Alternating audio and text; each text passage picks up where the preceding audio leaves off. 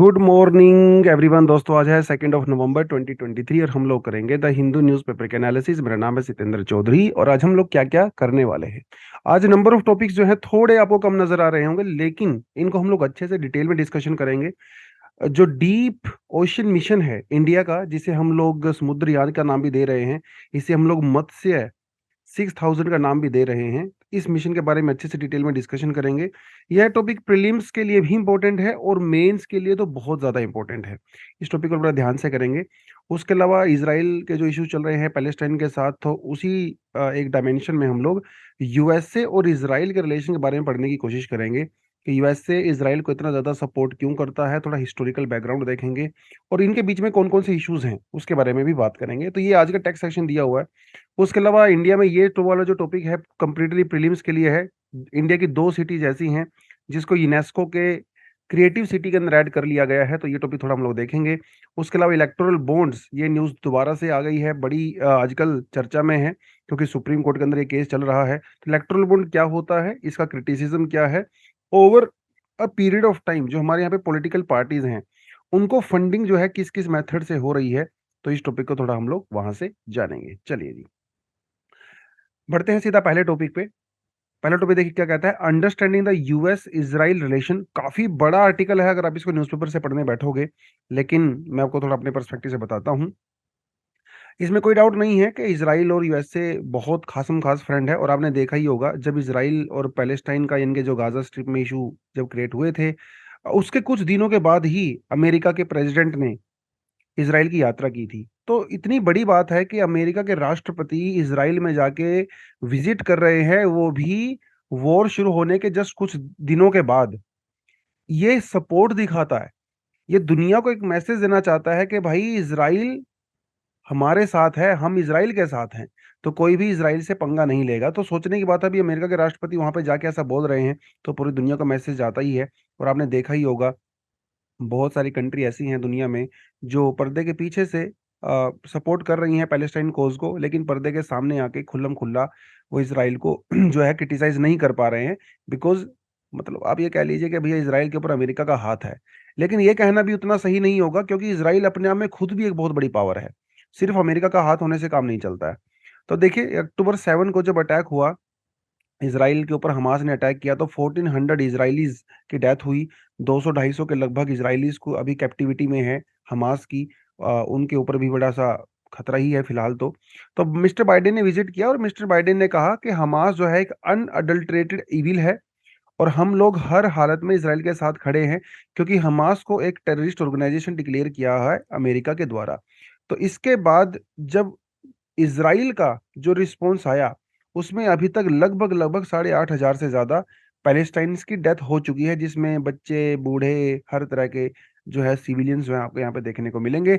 लेकिन इसराइल ने sorry America ने अभी तक इसराइल के इस एक्शन को खुल्लम खुल्ला क्रिटिसाइज नहीं किया है। Even United nation security council के अंदर अभी इसराइल के खिलाफ जो, खिलाफ तो नहीं कहेंगे, कम से कम एक ह्यूमैनिटेरियन पॉज की बात कही गई थी एक रेजोल्यूशन में। और यूनाइटेड नेशन सिक्योरिटी काउंसिल ने इसराइल को ये कहा था कि भैया आप इस वॉर को रोक दीजिए, ताकि वहां पे जो ह्यूमैनिटेरियन क्राइसिस है उसको थोड़ा सा टैकल किया जा सके। अमेरिका ने उसको भी वीटो कर दिया है, मतलब उस रेजोल्यूशन को पास नहीं होने दिया। आपको बड़े अच्छे से पता है कि जो 5 परमानेंट जो कंट्रीज हैं, अगर ये किसी भी रेजोल्यूशन के ऊपर वीटो कर देती हैं, वीटो का मतलब होता है पावर टू से नो। अगर ये मना कर देती हैं तो वो रेजोल्यूशन पास नहीं हो सकता है, कोई भी इनमें से, जैसे चाइना ने कर दिया, रशिया ने कर दिया, अमेरिका ने कर दिया, ठीक है, कोई भी एक मना कर सकता है।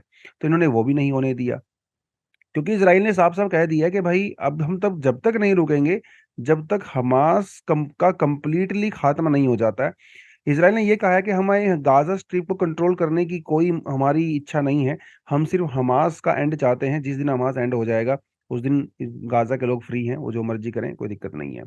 खैर, इसराइल और यूएसए के इतने गहरे रिलेशन को समझने के लिए थोड़ा सा हिस्ट्री में आपको जानना पड़ेगा। देखिए, वैसे थोड़ा आपको मैं बताता चलूं कि 1948 में जब Israel as a separate country बना था, तो America was one of the first country जिसने इसराइल को रिकॉग्नाइज किया था। लेकिन ऐसा भी नहीं है कि जो ये 1948 के बाद से अमेरिका के रिलेशन बड़े अच्छे चल रहे थे इसराइल के साथ। शुरुआत के 15-20 सालों तक रिलेशन उतने ठीक नहीं थे, मतलब बहुत खराब भी नहीं थे लेकिन उतने ठीक भी नहीं थे।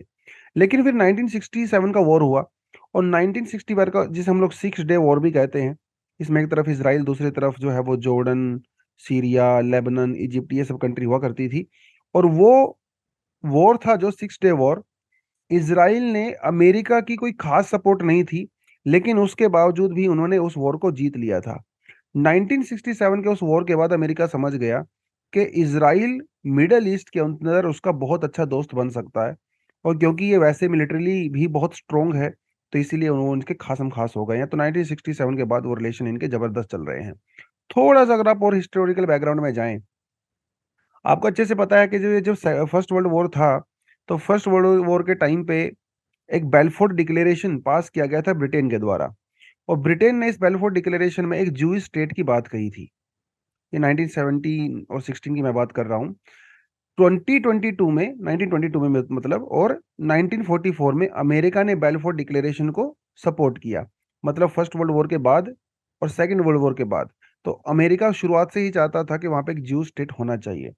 लेकिन बाद में थोड़ा इशू हो गया, जब स्वेज कनाल को लेके फ्रांस और ब्रिटेन के साथ मिलकर इसराइल ने अटैक किया इजिप्ट के ऊपर। उस समय ब्रिटेन थोड़ा अमेरिका थोड़ा नाराज हो गया था, और अमेरिका ने दबाव बनाया इसराइल के ऊपर कि भाई आप थोड़ा इस मामले से बाहर ही निकल जाएं। और उस दबाव के बाद एक्चुअली इसराइल जो है वहां से बैकआउट उन्होंने कर लिया था। बट वो 6 डे वॉर की कहानी मैंने को पूरी बता ही दी है। 1948 की कहानी भी मैंने को पूरा बता दिया है। डेमोक्रेटिक वैल्यूज दोनों कंट्री शेयर करते हैं, इसमें तो कोई डाउट नहीं है, क्योंकि Israel is the only democratic country in the middle east. तो वो democracy, human right, rule of law वगैरह, वो सब उसकी वजह से भी कॉमन रिलेशन बनता है। यही एक पॉइंट आप जो है इंडिया यूएसए के रिलेशन के अंदर भी मेंटेन कर सकते हो। हमारे रिलेशन इसलिए खास हैं बिकॉज दोनों डेमोक्रेसी हैं, लार्जेस्ट डेमोक्रेसीज हैं, ह्यूमन राइट्स में बिलीव करती हैं, रूल ऑफ लॉ को फॉलो करती हैं। तो वो थोड़ा सा आप यहाँ पे देख सकते हो। उसके अलावा अगर आप कुछ और पॉइंट ऐड करना चाहो कि भाई why USA always support Israel, ये एक थोड़े अलग से पॉइंट है। देखिए, अमेरिका की पॉलिसी जो फॉरेन पॉलिसी है, या किसी भी कंट्री की फॉरेन पॉलिसी है, वहां के लोग क्या सोचते हैं उसके ऊपर भी बहुत डिपेंड करता है। और अमेरिका में मोस्टली जो लोग हैं, मोस्टली वो इसराइल को सपोर्ट करते हैं। तो उनका ओपिनियन जो है ना इसराइल के लिए बड़ा अच्छा है, और ये वहां की इलेक्ट्रोनिक पॉलिटिक्स के अंदर भी झलकता है। तो सीधी बात है भाई, जब इसराइल की एक इतनी बड़ी पॉलिटिकल सपोर्ट है आम लोगों के बीच में भी, तो वहाँ की पॉलिटिकल पार्टीज उनको बिल्कुल भी अपोज नहीं करती हैं, चाहे वो डेमोक्रेट्स हों, चाहे वो रिपब्लिक हो, चाहे कोई भी पॉलिटिकल पार्टी हो अमेरिका में, सभी इजरायली कोज को सपोर्ट करते हैं। क्योंकि जो भी पॉलिटिकल पार्टी इसराइल को सपोर्ट नहीं करेगी तो लोग उसको वोट नहीं देंगे, तो वोट बैंक पॉलिटिक्स भी वहाँ पे है। और आपने देखा कि जो ट्रम्प है, ट्रम्प ने जो कैपिटल है वो तेल अवीव से जो है जेरूसलम में भी शिफ्ट कर दिया। राइट। तो ये सारी चीजें जाती हैं। उसके अलावा अगर आप अमेरिका में देखेंगे ना, ज्यूज जो जो बिजनेस कम्युनिटी है बहुत ही ज्यादा स्ट्रोंग है। कितने सारे बिजनेसमैन, जैसे आप मान लो फेसबुक के फाउंडर जो है मार्क जुकरबर्ग का एग्जांपल ले लीजिए, बास्किन एंड रॉबिन एक इतनी बड़ी कंपनी है। इवन गूगल के जो फाउंडर हैं ये भी ज्यूज हैं। और सोरोस, जॉर्ज सोरोस जो है इंडिया के साथ आजकल थोड़ा इनका इशू चल रहा है, ये भी ज्यूज हैं। मतलब ऐसे कितने सारे बड़े बड़े बिजनेस आपको मिलेंगे अमेरिका में जो कि ज्यूज के द्वारा जो है वो उनके फाउंडर रहे हैं, उनको कंट्रोल करते हैं। गोल्डमैन सैक्स कितनी one of the largest investment bank है वर्ल्ड का, it was also made by the Jews. तो ज्यूज की जो लॉबी है ना अमेरिका में बहुत स्ट्रांग है। वहाँ के जो गवर्नर्स हैं, वहाँ के जो मेंबर ऑफ पार्लियामेंट्स होते हैं, प्रेसिडेंट्स होते हैं, ज्यूज बहुत स्ट्रांग कम्युनिटी है। तो इसीलिए कोई भी पॉलिटिकल पार्टी अमेरिका में इसराइल के खिलाफ ज्यादा नहीं बोलती है, थोड़ा बहुत बोल के चुप हो जाते हैं लेकिन बाद में फिर से मान जाते हैं। तो इनका जो है वो सिस्टम यहाँ पे चलता है। और स्ट्रेटेजिक अलाई तो ऑफ कोर्स है ही। अगर कुछ और इश्यूज के बारे में अगर बात करें, मिलिट्री रिलेशन इनका बहुत ज्यादा स्ट्रांग है। आयरन डोम के बारे में आपको बहुत अच्छे से पता ही होगा। जो डिफेंस मिसाइल डिफेंस सिस्टम है इसराइल का, आयरन डोम के 30 से 40% के अराउंड जो पार्ट्स हैं वो एक्चुअली अमेरिका में ही बनाए जाते हैं। ठीक है। और अमेरिका बहुत ज़्यादा एड देता है इसराइल को। इसराइल का टोटल जितना भी डिफेंस बजट है उसका 16% के आसपास बजट एक्चुअली अमेरिका से ही आता है, विच इज अराउंड 3.8 बिलियन। 1948 से जब इसराइल बना था और अभी तक $158 बिलियन अमेरिका इसराइल को एड दे चुका है। उसके अलावा अमेरिका ने इसराइल के अंदर जो डिफेंस मैन्युफैक्चरिंग सिस्टम इतना जबरदस्त बना दिया है, उसकी वजह से इसराइल दुनिया के one of the 10th largest military exporter में से गिना जाता है। छोटा सा कंट्री है, फिर भी सोच के देखिए पूरी दुनिया को डिफेंस इक्विपमेंट प्रोवाइड कराता है इंक्लूडिंग इंडिया। ये और स्पेस के अंदर, साइबर सिक्योरिटी के अंदर इसराइल आज के समय में दुनिया में नंबर वन कंट्री माना जाता है। तो ये सारी चीजें अगर आप मिला के देखें तो एक जो है रिलेशन यहाँ पे डेफिनेटली बनता है। हालांकि बीच में कभी कभी इशू हो जाते हैं, जैसे बराक ओबामा जब थे तो उस समय बराक ओबामा ने ईरान के साथ जो न्यूक्लियर डील किया था, इसराइल ने उसको बिल्कुल भी सपोर्ट नहीं किया था। हालांकि रिलेशन उसके बाद भी अच्छा रहा है। 1970s 80s में भी अगर आप बात करें, कई सारे मुद्दों पे रिलेशन ठीक नहीं रहे थे। इवन वेस्ट बैंक के अंदर जो इलीगल कंस्ट्रक्शन होता है, जो सेटलमेंट की जाती है इसराइल के द्वारा, उसे मिस्टर बुश के द्वारा भी कई बार क्रिटिसाइज किया गया था। लेकिन खास दोस्ती में ऐसा होता है भाई, है ना, कभी कभी लड़ाई झगड़ा भी हो जाता है, कभी कभी प्यार मोहब्बत हो जाता है। तो ओवरऑल देखा जाए तो इनका रिलेशन बहुत गहरे हैं, इसमें कोई डाउट नहीं है, और आगे भी गहरे रहेंगे, उसमें भी कोई डाउट नहीं है। लेकिन जो इस समय पैलेस्टाइन के साथ चल रहा है, अगर आप इसमें भी देखें, इवन अमेरिका ने इसराइल को कहा था कि आप ह्यूमैनिटेरियन एड के लिए जो है थोड़ा सा कर सकते हो। इवन अमेरिका ने पैलेस्टाइन को ह्यूमैनिटेरियन एड ऑफर भी किया है, उनको दे भी रहे हैं। लेकिन जहां तक वॉर की बात है, तो जब तक हमास का एंड नहीं होगा तब तक अमेरिका भी पीछे नहीं हटने वाला है और इसराइल भी पीछे हटने वाला नहीं है, चाहे जितना मर्जी कोलेटरल डैमेज हो जाए। तो ये फिलहाल की एक स्टैंडिंग बनती है, वो थोड़ा आप जो है उस हिसाब से समझ सकते हैं। चलिए जी, बधाई हो सभी को, स्पेशली जो लोग ग्वालियर में रहते हैं, जो लोग काजी खोड़े में रहते हैं। भैया आपकी सिटी ये क्रिएटिव सिटी लिस्ट के अंदर जो ऐड कर दी गई है यूनेस्को के द्वारा, ये बहुत बड़ी बात है। और इसके बारे में कुछ कुछ पॉइंट अगर आपको पता होने चाहिए, तो क्रिएटिव सिटी नेटवर्क एक्चुअली 2004 में ही जो है वो शुरुआत इसकी हुई थी। और ये जो क्रिएटिव सिटी नेटवर्क है, बेसिकली 7 एरिया में दिया जाता है। देयर आर 7 क्रिएटिव एरियाज जहाँ पे इसको दिया जाता है, ये आपने याद रखना है प्रीलिम्स के लिए। Folk art and craft, media arts, film, design, gastronomy मतलब फूड वगैरह, लिटरेचर एंड म्यूजिक। ठीक है, अभी तक इंडिया की कौन कौन सी सिटीज यहाँ पे आ चुकी हैं? Srinagar craft and folk arts में, मुंबई फिल्म, हैदराबाद गैस्ट्रोनॉमी मतलब खाने पीने में काफी फेमस है हैदराबाद, चेन्नई में creative city of the music कहा गया, Jaipur craft and the folk arts, तो दो एक के अंदर आ गई हैं, और बनारस जो है वो हमारा म्यूजिक के अंदर में आ गया है। उसके अलावा अभी अभी अगर आप देखें, प्रेजेंटली जो दो सिटी की गई हैं, ग्वालियर को म्यूजिक के अंदर, ग्वालियर घराना बहुत फेमस है, और काजी खोड़े ये लिटरेचर के अंदर दिया गया है। तो यहाँ पे लिखा नहीं है मैंने, आप इसको लिख सकते हो अलग से। ठीक है, तो काजी खोड़े जो है इसे लिटरेचर के अंदर दिया गया है, याद रखना है आप इसको। ठीक है, और ग्वालियर को जो वो म्यूजिक के अंदर इसे क्रिएटिव सिटी का जो है वो दिया गया है। तो ये 7 फील्ड आपने बेसिकली इसको याद रखने हैं, इससे ज्यादा एक पॉइंट आप ये और याद कर सकते हो, हमारा सस्टेनेबल गोल 11 है, जिसके अंदर सस्टेनेबल सिटीज एंड कम्युनिटीज की बात कही गई है। तो ये जो क्रिएटिव सिटी नेटवर्क है, आप इससे जोड़ के भी इसको देख सकते हैं। तो ये सस्टेनेबल डेवलपमेंट गोल्स को अचीव करने की तरफ एक कदम हो सकता है।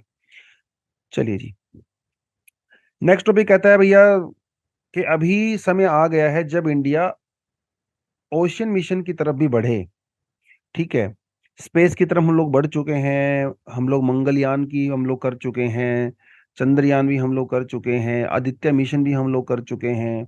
अभी समय आ गया है कि हम लोग अर्थ के सरफेस से ऊपर की बजाय नीचे भी जाएं, मतलब समुद्र की तरफ बढ़ें। तो समुद्रयान की यहाँ पे जो है वो बात की गई है। इसे कहा गया है डीप ओशियन मिशन, क्योंकि ये सरफेस के ऊपर नहीं है, सरफेस के नीचे है, एटलीस्ट 6000 मीटर। और ये जिसके द्वारा लेके जाया जाएगा, मतलब एक मशीन है, इंस्ट्रूमेंट है, इसे कहा गया है मत्स्य। 6000 कहा गया है, इसके बारे में आपको मैं अलग से बताऊंगा। But deep ocean mission is India's ambitious quest to explore and harness the depth of the ocean. आपको पता है कि अभी अभी थोड़े समय पहले चाइना ने भी अपना बहुत डीप मिशन भेजा था, इंडिया भी तैयारी कर रहा है। तो उसी की तैयारी यहाँ पे चल रही है। और ये जो मिशन इंडिया का रहेगा, ये मैंड मिशन रहेगा, मतलब हम लोग यहाँ पे अपने दो तीन तीन मेंबर को बेसिकली हम यहाँ पे भेजने वाले हैं 6 किलोमीटर बिलो द सरफेस। काफी खर्चा किया है सरकार ने इसके ऊपर। मिनिस्ट्री ऑफ जो इसकी इम्प्लीमेंटेशन है वो मिनिस्ट्री ऑफ अर्थ साइंस है, लेकिन इसे जो डेवलप किया गया है, ठीक है, वो डेवलप किया गया है किसके द्वारा? National institute of ocean technology के द्वारा। ठीक है, इसका हेडक्वार्टर कहाँ पे है, नीचे मुझे कमेंट सेक्शन में बताओगे आप लोग, क्योंकि ये हम लोग पहले डिस्कशन यहाँ पे कर चुके हैं। तो छोटी छोटी चीजें आपको ये पता होनी चाहिए। ये जो पूरा मिशन है ये 6 पिलर के ऊपर बेस्ड है। ये मेंस के लिए, यूपीएससी मेंस के लिए पॉइंट आप नोट कर सकते हो। तो development of the technology for the deep ocean mining, right. Deep ocean mining का मतलब है वहां पे पॉलीमेटेलिक न्यूड्यूल्स पाए जाते हैं इस तरह के, ये देखिए, ये ओशन सरफेस है जहां पे आप ये देख रहे हो ना, ये पॉलीमेटेलिक नोड्यूल्स हैं। ठीक है, पॉलीमेटेलिक नोड्यूल्स जिसके अंदर कॉपर, मैंगनीज, निकल, आयरन, कोबाल्ट ये सब पाया जाता है। रेयर अर्थ एलिमेंट्स वहां पे पाए जाते हैं। लेकिन आप इसको तब वहां से निकालोगे ना जब आप वहां पे जाओगे। और समंदर के अंदर जाना इतना आसान नहीं है जितना आपको सोचने में लग रहा है, क्योंकि पानी का प्रेशर बहुत ज्यादा होता है। चारों तरफ से पानी का प्रेशर लगता है। तो जितना आप डीप जाओगे प्रेशर लगता है। अभी आपने देखा टाइटन वाला क्या केस हुआ था, वो जिसमें दो बिजनेस पर्सन थे पाकिस्तान के, उनकी भी डेथ हो गई थी, क्योंकि प्रेशर बहुत ज्यादा होता है। तो ये टेक्नोलॉजी डेवलप करना बहुत मुश्किल है। चांद पे जाना फिर भी आसान है, समंदर की गहराई में जाना ज्यादा डिफिकल्ट है। तो ये जो पॉलीमेटेलिक नोड्यूल्स हैं, अगर इनको निकालना है फ्यूचर में हमें, तो डेफिनेटली इस तरह की टेक्नोलॉजी डेवलप करनी पड़ेगी। और इंडियन ओशन में अलग अलग डेप्थ पे आपको मिलता है। 3000 मीटर की डेप्थ पे भी आपको इस तरह के पॉलीमेटेलिक नोड्यूल्स मिलते हैं। तो वो भी हम लोग यहाँ से निकालेंगे। तो पहला तो पिलर वही हो गया भाई, ऐसी टेक्नोलॉजी डेवलप करनी है ताकि हम लोग माइनिंग कर सकें। यस। उसके अलावा development of the ocean climate change advisory services, जिसके अंदर जैसे हमारा मॉनसून, एल नीनो, ला नीना, वो फ्यूचर जो क्लाइमेट प्रोजेक्शंस होते हैं वो समझना है हमें, इंडियन ओशन डाइपोल वगैरह जो हमारी मॉनसून को इम्पैक्ट करते हैं। अपार्ट फ्रॉम दैट, जो डीप सी बायोडाइवर्सिटी है उसको भी तो कंजर्व करना है ना। और कंजर्व करने के लिए आपको एक्सप्लोर करना पड़ेगा। एक्सप्लोर करने के लिए आपको ये इंस्ट्रूमेंट्स वहां पे भेजने पड़ेंगे। तो बायोडाइवर्सिटी प्रोटेक्शन करना है, डीप सी माइनिंग करना है, वो और जो क्लाइमेट प्रोजेक्शंस हैं वो हमें यहाँ पे करनी है कि हमारी मॉनसून जो है वो इंडियन ओशन से ही ओरिजिनेट होती है, और इंडिया के एग्रीकल्चर को, हमारे क्लाइमेट को, हमारी इंडस्ट्री को इम्पैक्ट करता है। तो वो सारी चीज़ें हमें चाहिए।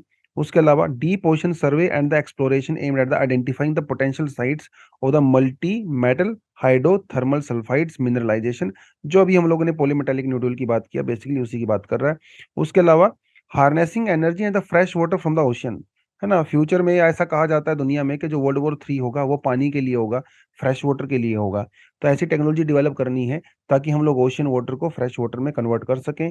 ठीक है, उसके अलावा ओशन बायोलॉजी को भी हम लोगों को समझना है। तो ये सारे 6 पिलर हैं जो आपको याद रखना एग्जाम के लिए। इन पे रट्टा मार लेना, थोड़ा सा समझने में दिक्कत नहीं होगी बाद में। तो ये जो मत्स्य 6000 जो इंस्ट्रूमेंट है, बेसिकली जो आप यहाँ पे देख रहे हो, एक लाइक अ सबमरीन। ठीक है, तो ये हम लोग वहाँ पे भेजेंगे। मिनिस्ट्री ऑफ अर्थ साइंस के द्वारा सारा कोऑर्डिनेट किया जा रहा है। इसका जो ऑपरेशन है वो एक्चुअली 12 घंटे का है। टोटल 12 घंटे तक यहाँ पे वहाँ पे रहेगा। लेकिन इमरजेंसी सिचुएशन में 96 आवर्स तक भी वहाँ पे रह सकता है। ठीक है, कोई खुदा ना खास्ता कुछ इमरजेंसी हो जाए तो वो कर सकता है। डिजाइन स्पेसिफिकेशन की बात करें तो टाइटेनियम एनक्लोजर जो है इसके अंदर यूज किया गया है। और आपको पता है टाइटेनियम टाइटेनियम जो है वो सबसे स्ट्रोंगेस्ट मेटल मानी जाती है। तो डेफिनेटली हम इसका यूज करेंगे। उसके अलावा जो है सिंटैक्टिक फोम का यहाँ पे यूज किया गया है। ये एक लेबोरेटरी के द्वारा के अंदर बनाया जाने वाला जो एक मटेरियल होता है, जो कि फ्लोटिंग करने में जो है वो हेल्प करता है, लोकेशंस वगैरह डेवलप करने में हेल्प करता है। तो ये सारी चीजें की गई। लेकिन ये हमें मिशन करना क्यों है, ऑलरेडी हम लोग बात कर चुके हैं। इकोनॉमी को सपोर्ट करना है। हमारी बहुत बड़ी कोस्ट लाइन है भाई, 7,000 7,500 किलोमीटर के लगभग हमारी कोस्ट लाइन है। तो यहाँ पे बहुत सारे रिसोर्सेज भरे पड़े हैं जो हमारी ब्लू इकोनॉमी को सपोर्ट करेंगे। जो लोकल कोस्ट में रहने वाले इंडिया के जो 30% पॉपुलेशन है, ठीक है, उनकी livelihood, food security, conservation of biodiversity, वो सब सारी चीज़ें इंश्योर करने के लिए इस तरह के मिशन की रिक्वायरमेंट तो है ही हम लोगों को, राइट। तो इसीलिए हमें चाहिए, तो इसीलिए इसकी रिक्वायरमेंट है। चलिए जी आगे बढ़ते हैं। Selective confidentiality in the electoral bonds में नॉट सफाइस, सुप्रीम कोर्ट ने ऐसा कहा है। इसका मतलब क्या आपको मैं बताऊंगा। उसके अलावा यहाँ पे देखें, parties unknown income rise despite electoral bonds, तो ये आज का है एडिटोरियल सेक्शन से। और ये आपको नजर आ रहा है, ये आपके फर्स्ट पेज से है, द हिंदू के फर्स्ट पेज से है। अभी मामला क्या है थोड़ा को मैं बताता चलता हूँ, लेकिन उससे पहले थोड़ा सा आप जानिए कि इलेक्टोरल बॉन्ड एक्चुअली होता क्या है। ठीक है, मैं यहाँ पे एक ब्लैंक पेज ऐड कर लेता हूँ। इलेक्ट्रल बॉन्ड को बिल्कुल सिंपल सी भाषा में आपको समझाने की कोशिश करता हूँ। बॉन्ड क्या होता है, यूजुअली आपने बॉन्ड का नाम पहले भी सुना होगा, गवर्नमेंट बॉन्ड वगैरह। बॉन्ड एक इंस्ट्रूमेंट होता है, या फिर आप कह लीजिए एक मेथड होता है। और इस मेथड का यूज किया जाता है टू रेज मनी। ठीक है, पैसे का जुगाड़ करने के लिए इसका यूज किया जाता है। जैसे मान लो मैं हूं, मेरी एक कंपनी है XYZ, और मेरी कंपनी को मान के चलिए 10 लाख रुपए की रिक्वायरमेंट है। राइट। तो मैं क्या करूंगा, एक ऐसा बॉन्ड इशू करूंगा जिसके ऊपर लिखा होगा कि I am the owner of this X Y Z company and I need 10 lakh rupees and this bond, value of this bond is 1 lakh rupees. तो मैं क्या करूंगा, ऐसे ऐसे 10 बॉन्ड इशू करूंगा, हर किसी की वैल्यू 1 लाख रुपए होगी। तो उसमें लिखूंगा whoever is going to give me 1 lakh rupees, I will pay 10% interest rate for 1 year and after 1 year I will pay the complete principal also. तो मैं ऐसे लिखूंगा, मतलब भैया 1 लाख रुपए मुझे दे दीजिए 10% के इंटरेस्ट रेट पे, एक 10 साल, 1 साल के बाद मैं आपको पूरा मूलधन प्रिंसिपल आपका वापस कर दूंगा। हर बॉन्ड के ऊपर सेम चीज लिखी होगी, हर बॉन्ड की वैल्यू जो है 1 लाख रुपए होगी, 10 बॉन्ड इस तरह के मैं इशू करूंगा। तो लोग इसे खरीदेंगे, खरीदेंगे, मुझे पैसा मिलेगा, मुझे पैसा मिलेगा, मैं अपनी कंपनी को एक्सपेंड करूंगा, 1 साल के बाद मैं उनको पूरा प्रिंसिपल इंटरेस्ट वगैरह वापस कर दूंगा। इसे हम लोग बॉन्ड कहते हैं। अब वो एक अलग बात है कि भैया लोग मेरा बॉन्ड क्यों खरीदेंगे, वो एक अलग सवाल है। अगर उनको मेरी कंपनी में विश्वास है, मेरी ब्रांड के अंदर अगर उनको बिलीफ है, तो डेफिनेटली लोग खरीदेंगे। जितना बड़ा ब्रांड होगा, जितनी बड़ा विश्वास होगा ब्रांड के अंदर, उतना ही ज्यादा लोग डिमांड करेंगे, ऑब्वियस सी बात है। अगर ब्रांड के अंदर विश्वास ही नहीं है लोगों को, तो लोग क्यों खरीदेंगे। फिर मैं लोगों को अट्रैक्ट करने के लिए बोलूंगा, देखो 10% नहीं, 20% इंटरेस्ट रेट दूंगा, 20% नहीं, 30% इंटरेस्ट रेट दूंगा, ताकि लोग रिस्क लेके मुझे पैसा दें। और लालच में तो लालच दिया जाता है।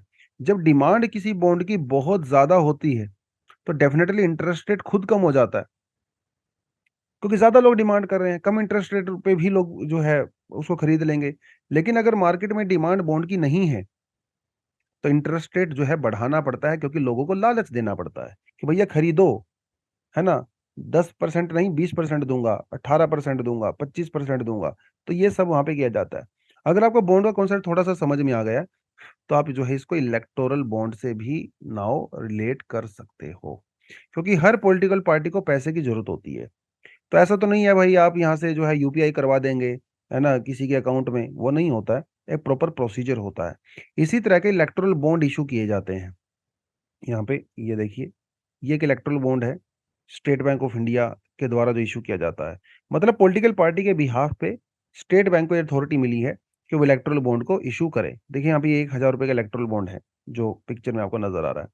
तो अगर आपको पॉलिटिकल पार्टी को पैसा देना है, डोनेट करना है, तो आप एसबीआई की ब्रांच में जाओगे, ठीक है। आप एक, मान लो 1,000 रुपये आपको डोनेट करने हैं, आप एक डिमांड ड्राफ्ट बनवाओगे 1,000 रुपए का, ये एसबीआई को दोगे, और उसके बदले में एसबीआई आपको ये 1,000 रुपए का बॉन्ड दे देगा। इसके ऊपर आपका नाम नहीं लिखा होता, ये इसकी सबसे खास बात है। हाँ, जो डिमांड ड्राफ्ट है जो आप एसबीआई में देते हो, उसके ऊपर नाम लिखा होता है, लेकिन इस बॉन्ड के ऊपर आपका नाम नहीं लिखा होता है। ये बॉन्ड आपके हाथ में आ जाएगा, इस बॉन्ड को आप जो है पॉलिटिकल पार्टी के ऑफिस में लेके जाइए, वहां पे जाके जमा करवाइए, ठीक है। और बाद में जाके आप एसबीआई की ब्रांच में जाके इसको कैश करवा लीजिए, बस। कैश करवा लीजिए, या फिर आपकी पॉलिटिकल पार्टी का जो अकाउंट है उसके अंदर ट्रांसफर करवा लीजिए, वो आपकी मर्जी है। ये होता है बॉन्ड। अब इस बॉन्ड का प्रोसेस तो आपको समझ में आ गया है, लेकिन इस बॉन्ड का सबसे बड़ा क्रिटिसिज्म क्या है। इस बॉन्ड का सबसे बड़ा क्रिटिसिज्म ये है, अनोनिमिटी। मतलब इसके ऊपर किसी का भी नाम नहीं लिखा होता है। तो आम आदमी, मेरे जैसा आदमी कभी भी नहीं जान पाएगा कि पॉलिटिकल पार्टी को किसने डोनेशन दिया। इंटरेस्टिंगली आपको बता दूं मैं, कि हमारे देश में पॉलिटिकल पार्टीज आरटीआई के अंदर में नहीं आती हैं। तो उनको कोई कंपल्शन नहीं है कि वो पब्लिक को बताएं कि भैया कितना पेमेंट कहाँ से आया, कोई बताने की कंपल्शन नहीं है। और इलेक्ट्रल बॉन्ड के ऊपर तो किसी का नाम होता ही नहीं है, तो वैसे आपको पता ही नहीं चलेगा। तो ये इशू जो है वो काफी समय से घूम रहा है, सुप्रीम कोर्ट के अंदर ये केस है। बट यहाँ पे एक और झोल है, जो कि सुप्रीम कोर्ट ने भी नोटिस किया है, और जो है यहाँ पे वो लिखना हुआ भी मिलेगा आपको, ठीक है। तो ये लेटेस्ट ऑब्जर्वेशन क्या है। अब एक चीज मैंने आपको बताई कि आप एसबीआई की ब्रांच में जाते हो, एसबीआई की ब्रांच में डिमांड ड्राफ्ट देते हो, और बदले में इलेक्ट्रल बॉन्ड परचेज करते हो। इलेक्ट्रल बॉन्ड को आप जो किसी पॉलिटिकल पार्टी के ऑफिस में जाके जमा करवाते हो, बाद में पॉलिटिकल पार्टी उस बॉन्ड से को एसबीआई के अंदर कैश करवा लेती है। ये आपको समझ में आ गया होगा। अब मजे की बात यह है, जैसे मान लो यहाँ पे पॉलिटिकल पार्टी है बीजेपी, यहाँ पे एक पॉलिटिकल पार्टी है कांग्रेस, एक पॉलिटिकल पार्टी है मान लो यहाँ पे समाजवादी पार्टी। जो बीजेपी है, जो पावर में है, उनको पता चल जाता है कि कौन सी पॉलिटिकल पार्टी को कौन डोनेट कर रहा है, लेकिन कांग्रेस को नहीं पता चलेगा, समाजवादी पार्टी को नहीं पता चलेगा, क्योंकि बीजेपी तो पावर में है ना। बीजेपी अपना पावर का यूज करके एसबीआई से ये इंफॉर्मेशन निकलवा सकता है कि भाई इस कांग्रेस को किस किस ने डोनेशन दिया, एसपी को किस किस ने दिया, फलानी फलानी पार्टी को किस किस ने दिया है, क्योंकि वो पावर में है और एसबीआई के अंदर गवर्नमेंट का शेयर भी है। तो जो पॉलिटिकल पार्टी पावर में है, they have this power to know about the donee name of the donors of the opposition party. ऐसा सुप्रीम कोर्ट ने भी ऑब्जर्व यहाँ पे किया, आप यहाँ पे क्लियरली देख सकते हो। ठीक है, तो सुप्रीम कोर्ट ने क्या कहा, electoral bond scheme not offered selective confidentiality, मतलब अपोजिशन वाली पार्टी के लिए तो कॉन्फिडेंशियल है, उनको पता नहीं चलेगा, लेकिन बीजेपी के लिए कॉन्फिडेंशियल नहीं है क्योंकि वो तो पावर में है। तो रूलिंग पार्टी उनके नाम जान सकती है, लेकिन अपोजिशन पार्टी उनके नाम नहीं जान सकती। या तो सबको पता चले या किसी को ना पता चले। तो it is easier for the party और a person in power to get the information, but this is impossible for opposition to get the information about the donors. ये समस्या यहां पे है। The opposition is at the disadvantage position, है ना। Congress party, Samajwadi party, BSP वगैरह, उनको तो डिसएडवांटेज में ही है क्योंकि उनको कभी पता ही नहीं चलेगा। तो सुप्रीम कोर्ट ने यही कहा कि ये ठीक नहीं है। हालांकि अभी इलेक्टोरल बॉन्ड स्कीम को रिजेक्ट नहीं किया सुप्रीम कोर्ट ने और शायद करेगा भी नहीं, लेकिन सुप्रीम कोर्ट ने ये कहा है कि जो कमियां हैं इलेक्टोरल बॉन्ड के अंदर वो दूर होनी चाहिए। ठीक है, और एक नया कानून बनाया जा सकता है पार्लियामेंट के द्वारा इस कमी को दूर करने के लिए। अभी इसके ऊपर खैर कांग्रेस ने क्या कहा है, अपोजिशन पार्टी ने, वो कोई खास अभी बताया नहीं गया है, बट स्टिल। तो आपको पता ही है कि इलेक्टोरल बॉन्ड का सबसे बड़ा क्रिटिसिज्म क्या होता है। सबसे बड़ा क्रिटिसिज्म यही होता है भाई, एक तो अनोनिमिटी इसके अंदर बहुत ज्यादा है। अब हम मान के चलिए कि जैसे मान लो यहाँ पे पॉलिटिकल पार्टी है XYZ जो कि पावर में है। ठीक है, अब यहाँ पे एक कंपनी है, मान लो Tata. Okay, Tata company electoral bond purchase करेगी और इलेक्ट्रल बॉन्ड परचेज करके इस पॉलिटिकल पार्टी को डोनेट कर देगी। ठीक है, ऐसा होता भी है, लेकिन टाटा कंपनी ये भी तो कर सकती है कि वो खुद पेमेंट ना करके कोई और आइडेंटिटी, कोई और पर्सन हो सकता है, मेरे जैसा इंडिविजुअल हो सकता है, कोई छोटी मोटी दूसरी कंपनी हो सकती है, मान लो ABC, इस कंपनी के थ्रू भी डोनेट कर सकता है खुद ना करके। तो इन्फ्लुएंशियल जो आइडेंटिटी एंटिटीज होती हैं, they could purchase electoral bond through verified account of other person. वो खुद के नाम से करेंगे ही नहीं, किसी और के नाम से करेंगी। ये भी सुप्रीम कोर्ट ने यहाँ पे ऑब्जर्व किया है।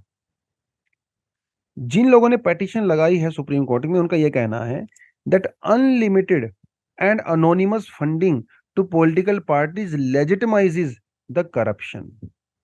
इससे करप्शन बढ़ता है, इससे क्रोनी कैपिटलिज्म बढ़ता है। पॉलिटिकल पार्टी और बिजनेसमैन लोगों के बीच में रिलेशन स्ट्रांग होते हैं, जिसकी वजह से आम आदमी मारा जाता है। और ADR, association of the democratic reforms, जो एक NGO भी है, इसने ये कहा है कि over a period of time जो अननोन सोर्स ऑफ इनकम है पॉलिटिकल पार्टीज का, वो इंक्रीज हो रहा है। कैसे, डेटा उन्होंने यहाँ पे पूरा शो किया, आप इस टेबल को भी क्लियरली देख सकते हैं। टेबल क्या कहता है, टेबल कहता है कि जो अननोन सोर्स होते हैं इनकम के, अननोन का मतलब सीधा सा वही हो गया भाई, इलेक्ट्रल बॉन्ड के थ्रू तो अननोन ही हो गया। देखो यहाँ पे दो तरीके हैं। अगर आप 20,000 से कम डोनेट करते हो तो इसे वॉलंटरी डोनेशन कहा जाता है। अगर आपने किसी पॉलिटिकल पार्टी को 15,000 रुपए दिए तो इलेक्शन कमीशन ऑफ इंडिया को इन्फॉर्मेशन देनी पड़ती है। तो ये ओपन होता है, ठीक है, सबके लिए ओपन होता है, ट्रांसपेरेंट होता है। बट अगर आप 20,000 से ज्यादा पेमेंट करते हो इलेक्टोरल बॉन्ड के थ्रू, तो इसकी इंफॉर्मेशन पब्लिक को नहीं दी जाती। इसे आप अननोन सोर्स कह सकते हो। अननोन सोर्स से जो सरकार की, जो पॉलिटिकल पार्टी की डोनेशन है, वो 66% से बढ़ के 72% हो चुकी है। अगर आप पॉलिटिकल पार्टी को आपस में कंपेयर करो तो बीजेपी का जो इनकम का सोर्स है वो 58 से बढ़ के 68 हो चुका है। कांग्रेस पार्टी का जो अननोन सोर्स से इनकम है वो अभी 80% के आसपास चल रहा है। ठीक है, उसके अलावा कुछ और अगर आप यहाँ पे डेटा देखें, ओवरऑल डोनेशन की बात करें, बीजेपी को 2018 और 2022 के बीच में 5,271 5,721 करोड़ रुपए उनको मिला, जो कि टोटल पॉलिटिकल पार्टीज का 57% होता है। मतलब अगर सबको 100 रुपए मिले सभी पार्टीज को, तो 57 रुपीज बीजेपी को मिले। कांग्रेस को सिर्फ और सिर्फ 10.4% मिले हैं। इसका मतलब ये है कि जो पॉलिटिकल पावर है कहीं ना कहीं वो बेनिफिट में होती है जो भी पॉलिटिकल पार्टी पावर में होती है। इसका मतलब तो ये हुआ। और जब से ये स्कीम लॉन्च हुई है अब तक कांग्रेस पार्टी पावर में तो आई नहीं है, तो हो सकता है फ्यूचर में कोई भी पॉलिटिकल पार्टी या फिर जो इंडिया का जो एक जो इन्होंने ग्रुपिंग बनाई है, अगर ये पावर में आती है तो शायद इनको भी बेनिफिट मिल सकता है, वी नेवर नो। लेकिन फिलहाल का सिनेरियो यहाँ पे वो नजर आता है। तो यहाँ पे देखिए साफ साफ लिखा हुआ है कि जो 20,000 के जो वॉलंटरी डोनेशन होता है इसका परसेंटेज धीरे धीरे कम हो रहा है, लेकिन जो 20,000 से ज़्यादा का जो है कंट्रीब्यूशन वो धीरे धीरे यहाँ पे इंक्रीज हो रहा है। आप यहाँ पे देख भी सकते हो 20,000 और ये जो है इलेक्टोरल बॉन्ड, तो भैया this is only 199, this is around 2,000। कितना ज़्यादा फर्क है। और देखिए कम हो रहा है लगातार। ये जो वॉलंटरी डोनेशन है 2014-15 में से लेके लगातार कम हो रहा है। तो लोग जो है अभी इलेक्टोरल बॉन्ड को प्रेफर कर रहे हैं रादर देन वॉलंटरी रिसोर्सेज। ठीक है, तो ये अभी सुप्रीम कोर्ट के अंदर केस इतना ही चला है, तो इतनी बात ज्यादा करेंगे। बेसिक बेसिक चीजें मैंने आपको बता दी। इलेक्टोरल बॉन्ड क्या होता है, फाइनेंशियल इंस्ट्रूमेंट होता है, स्टेट बैंक ऑफ इंडिया के द्वारा किया जाता है ना। पॉलिटिकल पार्टीज इसको अपने अकाउंट में रिडीम करवा सकती हैं, और आप इसे सिंगल भी और जॉइंट भी, है ना, आप और मैं मान लो 2-4 लोग मिलके भी वो कर सकते हैं। डोनर का नाम यहाँ पे मेंशन होता नहीं है, तो this is called electoral bond. Conditions क्या क्या होती हैं इलेक्टोरल बॉन्ड की, ये भी हम लोग वैसे पहले बात कर चुके हैं कि इलेक्शन कमीशन ऑफ इंडिया के पास पॉलिटिकल पार्टी का एक वेरीफाइड अकाउंट होना चाहिए, तभी आपको पैसा मिलेगा, अदरवाइज आपको पैसा नहीं मिलेगा। तो ये कंडीशन यहाँ पे सबसे ज़्यादा इंपॉर्टेंट होती है। उसके अलावा जो इलेक्टोरल बॉन्ड का जो एडवांटेज है वो ट्रांसपेरेंसी है, क्योंकि एसबीआई को पता होता है किसने डोनेट किया, पॉलिटिकल पार्टी को भी पता होता है जो पावर में है किसने डोनेट किया है। तो कहीं ना कहीं इससे ब्लैक मनी जो है वो कम होती है। सरकार का ये आर्गुमेंट है, हालांकि जिन लोगों ने पेटिशन लगाई है सुप्रीम कोर्ट में उनका कहना है कि भाई इससे तो ब्लैक मनी और ज्यादा बढ़ रहा है। तो जो पर्पस था इलेक्ट्रल बॉन्ड का पूरा डिफीट हो रहा है ना, लोग अनोनिमस डोनेशन कर रहे हैं। सरकार ने कहा था कि इससे ब्लैक मनी खत्म हो जाएगी, सीक्रेसी खत्म हो जाएगी, टैक्स इवेजन कम होगा, लेकिन जो डेटा है वो कहता है भैया ये सब फालतू बकवास है, ऐसा कुछ भी नहीं हुआ। सीक्रेसी भी बढ़ गई है, ट्रांसपेरेंसी है नहीं, ब्लैक मनी फिर से जनरेट हो रही है वो सब करके। तो ये सब से क्रिटिसिज्म है, क्योंकि it's a democracy, political parties election लड़ती हैं, तो आम जनता के लिए जो है अंडर आर्टिकल 19, तो आम जनता के पास अधिकार होना चाहिए टू नो कि कौन कंट्रीब्यूट कर रहा है उनकी पॉलिटिकल पार्टीज को। ठीक है, तो क्रोनी कैपिटलिज्म को जो बढ़ावा मिल रहा है इलेक्ट्रल बॉन्ड की वजह से, तो वो एक इसका बहुत बड़ा क्रिटिसिज्म यहाँ पे नजर आता है। और फ्री और फेयर इलेक्शन के लिए बहुत जरूरी है कि पॉलिटिकल पार्टीज की डोनेशन का जनता को पता लगना चाहिए। जनता को अगर पता लगेगा तो डेफिनेटली वो एक इन्फॉर्म्ड डिसीजन, एक बेटर डिसीजन ले सकते हैं वोटिंग करते समय। तो ये इसका कुछ क्रिटिसिज्म है, ड्रॉबैक है, बेनिफिट है, और सरकार का आर्गुमेंट है। तो इलेक्ट्रल बॉन्ड के लिए आज के लिए इतना ही। फ्यूचर में कुछ नया डायमेंशन आएगा तो डेफिनेटली डिस्कशन करेंगे। उसके अलावा we have some additional article also, आप इनको भी पढ़ सकते हैं। तो आज के लिए स्टूडेंट्स इतना ही है। Thank you very much, all the best, जय हिंद, जय जवान, जय किसान।